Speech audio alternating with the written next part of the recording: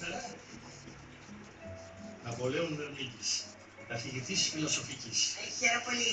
Ελένη Βλαχάκη, καθηγήτρια της Κρασονικής. Κύριε καθηγητά, χαίρομαι πάρα πολύ που καταφέρατε και ήρθατε τελικώς. Μόλις γνωρίσατε τη συγκάτοικό μου και δεν είναι το ανάγκη.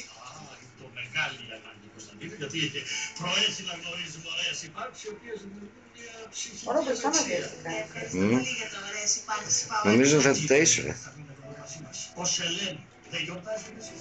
Γιορτάζω, αλλά εγώ γιορτάζω έξω, γιατί εδώ μέσα γιορτάζω έξω από εδώ. Κύριε καθηγητά, συγγνώμη για την κατάσταση συμπεριφορά.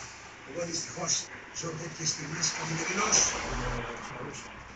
Αξίζουμε όμως, άμα σε ικανοποιήσει τον άλλο τομέα. Ποιο τομέα? Το πνευματικό, ρε Κωνσταντίνε. Τι θα πει συγκάτοικοι. Οι κλόουν και στην άκρη, δεν νομίζω ότι τα μούτρα τους δουλεύουν γιατί έχουν παρέα. Ξέρω εγώ τι κάνω. Ιδέα από το μυαλό, δεν. Συγχωρείτε κύριε καθηγητά, αλλά ταράζομαι όποτε αναφέρομαι σε αυτή την κοπέλα. Κωνσταντίνε, έχει τίποτα να πιούμε? Όχι. Έχει φυσικό χυμό πορτοκαλιού, φυσικό χυμό λεμονιού και για αυτούς που δεν τσούζουν λιγάκι, για να μην με λέτε κεφαλαιολιτικό, φρόντισα να υπάρχει και βερμουτάκι. Όχι ρε Κωνσταντίνε, όχι βερμούδα, μετά από αυτό το πάρει θα πάμε στο έτοιμα 5 χρόνια πρωτοσύλλωση. Συγγνώμη, εμείς πάμε για την τουαλέτα. Και οι τρεις. Εμείς πάμε σαν τους νότες δυο και ένας βιτρίνος για παλατέ. Ρε παιδιά, έρχεται με μπαλαντέρ να στήσουμε κανένα ψηλό. Νίκο!